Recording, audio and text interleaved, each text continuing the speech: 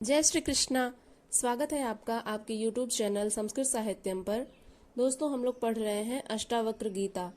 कल तक हमने पढ़ा था ऋषि अष्टावक्र राजा जनक से कहते हैं कि देहाभिमान में बंधा हुआ यह मनुष्य यदि स्वयं को बंधन मुक्त करना चाहता है तो उसे ज्ञान रूपी तलवार का प्रयोग करना पड़ेगा। अर्थात ज्ञान व बोध रूपी तलवार से वह देहाभिमान के बंधन को काट सकता है, तभी जाकर वह मुक्त होगा। अब आगे ऋषि अष्टावक्र कहते हैं, निःसंगो निष्क्रियो से त्वं स्वप्रकाशो निरंजनः अयमेव हि ते बंधः समाधिमनुतिष्ठसि। अर्थात तू असंग है, क्रिया रहित है, स्वयं प्रकाश है और निर्दोष है।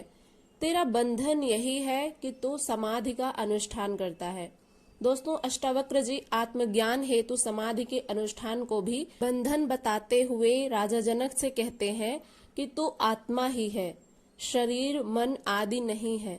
आत्मा को तुझे प्राप्त नहीं करना है, वह तो प्राप्त ही है, उसे कहीं खोजना भी नहीं है, वह तो विद्यमान है। फिर इस समाधि अनुष्ठान को किस लिए कर रहे हो? प्रयत्न तो सांसारिक वस्तुएं प्राप्त करने के लिए किया जाता है। श्रुति कहती है, करने से अकृत रूप मोक्ष सिद्ध नहीं होता, क्योंकि कर्म का जो फल होता है वह अनित्य होता है। मोक्ष कर्म से पैदा नहीं होता, ज्ञान से भी नहीं होता। ज्ञान से भ्रम का निवारण होता है। अविद्या के बाद जो रह जाता है वही तू है। अतः तू जहाँ है वहीं मुक्त है। आप और हम जहाँ पर भी हैं इस समय, वहीं पर हम मुक्त हैं, क्योंकि हम स्वयं चैतन्य स्वरूप आत्मा है और आत्मा कभी भी बंधन में नहीं बंधती। अतः हम और आप चाहे जो भी मुक्त हैं। केवल बस इस बात का बोध मात्र शेष रह जाता है। यदि बोध हो जाए तो मनुष्य स्वयं को मुक्त ही पाएगा। इसी बात को ऋषि अष्टावक्र जी यहाँ पर कह रहे हैं कि यह अज्ञान तत्व बोध द्वारा ही निवृत्त होता है। अष्टावक्र जी यह भी कहते हैं कि कोई भी क्रिया या भावना तुम्हें मुक्त नहीं कर सकती, क्योंकि तुम उसी से बंध जाओगे। यह आत्मा सर्वत्र विद्यमान है, उसकी अप्राप्ति का केवल तुझे भ्रम है। आत्मा हम सब में विद्यमान है, केवल हम स्वयं को जब देहाभिमान से बांध लेते हैं। कल तक के श्लोक में हमने पढ़ा था, ऋषि अष्टावक्र जी इसी बात पर कहते हैं कि देहाभिमान से यदि मुक्त होना है तो ज्ञान रूपी तलवार का प्रयोग करना पड़ेगा, क्योंकि ज्ञान और बोध के तलवार से ही आप स्वयं को जो देहाभिमानी माने बैठे हैं उस बंधन से आप मुक्त हो सकते हैं। जब आपको आत्मबोध हो जाएगा तो आपको पता चल जाएगा कि आप यह शरीर नहीं है, आप चैतन्य स्वरूप आत्मा है। इसलिए यहाँ पर ऋषि अष्टावक्र जी कहते हैं कि यह आत्मा सर्वत्र विद्यमान है, उसकी अप्राप्ति का केवल तुम्हें भ्रम है। ब्रह्म की प्राप्ति अप्राप्य वस्तु की प्राप्ति नहीं है। इसको ध्यान पूर्वक समझिएगा दोस्तों। यहाँ पर जो ऋषि अष्टावक्र जी कह रहे हैं कि ब्रह्म की प्राप्ति अप्राप्य वस्तु की प्राप्ति नहीं है। इस लाइन को गौर से सुनिएगा, इसकी व्याख्या हम कर रहे हैं। कहते हैं ऋषि अष्टावक्र जी, जैसे ब्रह्म है, उनको पाने के लिए हम जो भी प्रयत्न करते हैं उनका तो सर्वथा त्याग करने के लिए ऋषि अष्टावक्र जी कहते हैं। और जो ब्रह्म की प्राप्ति हमें करनी है वह जब हमें प्राप्त हो जाती है तो वह अप्राप्य वस्तु की प्राप्ति नहीं होती। ऐसा नहीं होता जैसे सांसारिक मनुष्य जो होते हैं उनके पास ऐसे यदि किसी चीज का अभाव होता है तो वे उसे पाने के लिए प्रयत्न करते हैं और तब जाकर के वह उनके प्रयत्नों से उस वस्तु को वो प्राप्त कर लेते हैं। तो यहाँ पर ब्रह्म कोई अप्राप्य वस्तु नहीं है। इसी बात को अष्टावक्र जी कहते हैं कि ब्रह्म तो स्वयं तुम्हारे पास ही है, तुम स्वयं ब्रह्म हो। अयम आत्मा ब्रह्म तत्वमसि, ऐसा उपनिषद कहते हैं। तो यहाँ पर ऋषि अष्टावक्र जी भी यही कह रहे हैं कि ब्रह्म की प्राप्ति अप्राप्य वस्तु की प्राप्ति नहीं है, वह स्वयं ही प्राप्त है। नित्य प्राप्त वस्तु की अप्राप्ति के भ्रम की निवृत्ति रूप है। अर्थात जो नित्य प्राप्त वस्तु है उसकी अप्राप्ति के भ्रम, यानी हम मनुष्यों को ना यह भ्रम हो जाता है कि हमें जो है ब्रह्मा से, उस परमात्मा से अलग हम स्वयं को मान लेते हैं। इसलिए हमें ऐसा लगता है कि हमें उस ब्रह्म को पाना है। लेकिन यहाँ पर अष्टावक्र जी कहते हैं कि हमें इस देहाभिमान के कारण ही यह भ्रम हो जाता है, जिसके कारण हमें यह लगता है कि हमें उस ब्रह्म की प्राप्ति करनी है, जो कि अभी अभी हमें अप्राप्य है। अभी तक हम उस ब्रह्म को नहीं पा सके हैं, इसलिए वे क्रियाएं करते हैं, साधना इत्यादि करते हैं, जो सांसारिक मनुष्य होते हैं। तो यहाँ पर ऋषि अष्टावक्र जी यही बात कह रहे हैं कि आपको क्रियाएं जो होती हैं वे बंधन में बांधती हैं, क्योंकि आप स्वयं उस साक्षात परब्रह्म का रूप हैं। अतः वह अप्राप्य वस्तु नहीं है, वह तो स्वतः आप में ही विद्यमान है, केवल भ्रमवश आप उसे नहीं देख पाते हैं। हम सांसारिक मनुष्य भ्रमवश स्वयं को ही नहीं पहचान पाते हैं, और ये जो वेदांत है वह आत्मबोध कराता है, और ऋषि अष्टावक्र जी के वचन हमें आत्मबोध की ओर ले जाते हैं। तो दोस्तों, यहाँ पर जो ऋषि अष्टावक्र जी कह रहे हैं कि नित्य प्राप्त वस्तु की अप्राप्ति के भ्रम की निवृत्ति रूप है। इसके लिए उपासना, ध्यान, समाधि कुछ नहीं चाहिए। औषधि केवल रोग निवारण के लिए होती है। जब कोई व्यक्ति अस्वस्थ होता है तो वह औषधि लेता है, जिसके कारण वह स्वस्थ हो जाता है। लेकिन यहाँ पर साधन भी त्याज्य होते हैं। जो रोग निवारण के लिए औषधि ली जाती है तो उससे स्वास्थ्य तो उपलब्ध हो ही जाता है, रोग निवारण के पश्चात साधन भी त्याज्य होते हैं। अर्थात जब आप स्वस्थ हो जाते हैं तो आप औषधि का त्याग कर देते हैं। क्रिया शरीर से होती है, वह उपासना मन से। योग चित्त की चंचलता दूर करता है, इससे साध्य स्थिति बनती है, उपलब्धि नहीं होती। अतः तू जो समाधि का अनुष्ठान कर रहा है, प्रयत्न कर रहा है, वही तेरा बंधन है। दोस्तों, यहाँ पर समझने का भाव यह है, ऋषि अष्टावक्र जी कह रहे हैं कि जैसे मान लीजिए किसी सांसारिक मनुष्य को यह मन में यह भाव उठा कि उसे ब्रह्म की प्राप्ति करनी है, तो वो जो यज्ञ आदि के जितनी भी सामग्री है उसको इकट्ठा करेंगे, फिर उसको हवन आदि जला करके उसमें फिर तपस्या करने के लिए ध्यान लगाएंगे। तो ये जो क्रियाएं हैं ये कहीं ना कहीं हमें बंधन में बांधती हैं, और ये आप नहीं कह सकते कि उस समाधि में जाने के बाद जब आप यज्ञ कर रहे हैं तो यह नहीं कह सकते कि आपका जो ये मन है वह तुरंत उसमें लग जाएगा। ऐसा नहीं हो सकता। मन में कई तरह के विचार आते रहते हैं, चलते रहते हैं, तो ये मन चंचल है। इसलिए यहाँ पर ऋषि अष्टावक्र जी कह रहे हैं कि जब आप उस उपासना, ध्यान, समाधि को करते हैं तो उस समय भी आपके मन में कई तरह के विचार चल रहे होते हैं, और ये विचार ही बंधन है। जो मनुष्यों के विचार चल रहे होते हैं वे ही बंधन है, और इन्हीं का त्याग करने के लिए ऋषि अष्टावक्र जी कह रहे हैं।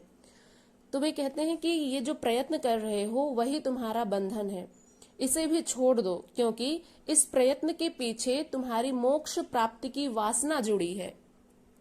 अब दोस्तों, यहाँ पर समझिए कि जैसे मनुष्य जो है वो यज्ञ, तपस्या, हवन इत्यादि क्यों कराते हैं? क्योंकि उनके मन में यह रहता है कि हमें मोक्ष मिल जाएगा, या फिर जो स्वर्ग और नरक के बारे में भी हमने बात की थी इसी पिछले कुछ श्लोकों में। तो वहां पर जो है मनुष्य की यह धारणा होती है कि स्वर्ग नरक होते हैं, तो इसलिए वे साधना करते हैं, पूजा करते हैं, लोगों को दान दक्षिणा इत्यादि देते हैं ताकि हमें स्वर्ग मिलेगा और मोक्ष की प्राप्ति होगी। तो ये जो हमारा विचार है उस दान दक्षिणा, यज्ञ, हवन कराने के पीछे की जो ये भावना है कि हमें इसके परिणाम स्वरूप हमें वह स्वर्ग मिलेगा, तो इसी बात का खंडन करते हुए ऋषि अष्टावक्र जी कहते हैं कि यही जो मोक्ष की प्राप्ति आपके मन में लालसा बनी हुई है कि आपको इन सब के परिणाम स्वरूप आपको मोक्ष मिलेगा या स्वर्ग मिलेगा, तो यही मोक्ष की प्राप्ति जो है वह वासना से जुड़ी हुई है, आपकी कामना है इस मोक्ष की प्राप्ति हेतु। तो जब तक वासना है आपको मोक्ष नहीं मिल सकता।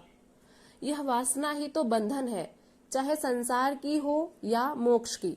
चाहे आप इस संसार में रह करके वासना कर रहे हो, चीजों के प्रति आसक्त हो, वह भी एक तरह का बंधन है। और यदि आप मोक्ष चाहते हैं कि आपको मोक्ष चाहिए, तब इसके लिए आप इतने सारे कर्तव्य, इतने सारे कर्म करते हैं, क्रियाएं करते हैं कि हमें मोक्ष चाहिए, तो ये भी बंधन का कारण है। तो वह चाहे संसार के प्रति हो, चाहे आपको स्वर्ग जाने की जो आपकी लालसा है उसके प्रति जो भी आप कर्म करते हैं, वे कर्म ही आपको बंधन में डालते हैं। यह वासना ही तो बंधन है, फिर चाहे वो संसार की हो या मोक्ष की, इससे कोई अंतर नहीं पड़ता। ऋषि अष्टावक्र जी कहते हैं कि तू तो असंग, क्रिया रहित, स्वयं प्रकाशवान एवं निर्दोष है। इसे तू जान मात्र ले, यही पर्याप्त है। केवल हम यदि यह जान लें कि हम असंग हैं, यानी हमारा कोई संगी साथी नहीं है, हम क्रिया रहित हैं, स्वयं प्रकाशवान हैं और निर्दोष हैं, केवल इतना जान मात्र लेना ही, केवल इतना ही बोध हो जाए यदि, तो यही पर्याप्त है। ऋषि अष्टावक्र जी कहते हैं कि तू पापी नहीं है। ये सभी दोष, सभी पाप भूल से, अज्ञान से तेरे शरीर व मन के किए होंगे। तू मन व शरीर से भिन्न साक्षी है। यहाँ पर पूरी तरह से ऋषि अष्टावक्र जी शरीर से जो आसक्ति है मनुष्य की, उसको हटाते हुए कह रहे हैं कि जो आपको लगता है कि ये पाप हो गया, ये दोष है, ये सभी पाप जो हैं वे भूल से, अज्ञान से तुम्हारे शरीर व मन के द्वारा किए गए होंगे, और तुम मन व शरीर नहीं हो, इससे भिन्न साक्षी हो, दृष्टा हो। फिर तेरे में दोष कैसे लग सकता है? ऋषि अष्टावक्र जी कहते हैं कि जब आप इस शरीर का हिस्सा ही नहीं है, यह शरीर आप नहीं है, तो फिर आप दोषी कैसे हुए? अतः आप निर्दोष हैं। तो तुम स्वभाव से ही निर्दोष हो। आत्मा कर्म करती ही नहीं है, वह न पापी है न पुण्यात्मा है, न साधु है न असाधु। क्योंकि यदि आप आत्मा को पुण्य बोलते हैं, पुण्य आत्मा है या फिर असाधु है या फिर साधु है, यदि आप इन संज्ञाओं में आप बांधते हैं तो कहीं ना कहीं आप आत्मा को बांध रहे हैं, जबकि आत्मा तो स्वयं मुक्त है, इसलिए उसकी कोई संज्ञा नहीं होती है। ऋषि अष्टावक्र जी कहते हैं कि उसको इन संज्ञाओं से बांधना भी एक तरह का बंधन है। यदि आप आत्मा को यह कह रहे हैं कि आप पुण्यात्मा है या फिर वो पापी है, तो इस तरह से आत्मा को आप नाम नहीं दे सकते हैं। जिस शरीर व मन ने कर्म किए वे जा चुके हैं, तो दृष्टा मात्र है। दृष्टा को कभी पाप स्पर्श भी नहीं करता। अब अगले श्लोक में ऋषि अष्टावक्र जी कहते हैं, त्वया व्याप्तमिदं विश्वं त्वयि प्रोक्तं यथार्थतः शुद्ध बुद्ध स्वरूपस्त्वं मागमः क्षुद्रचित्तताम्।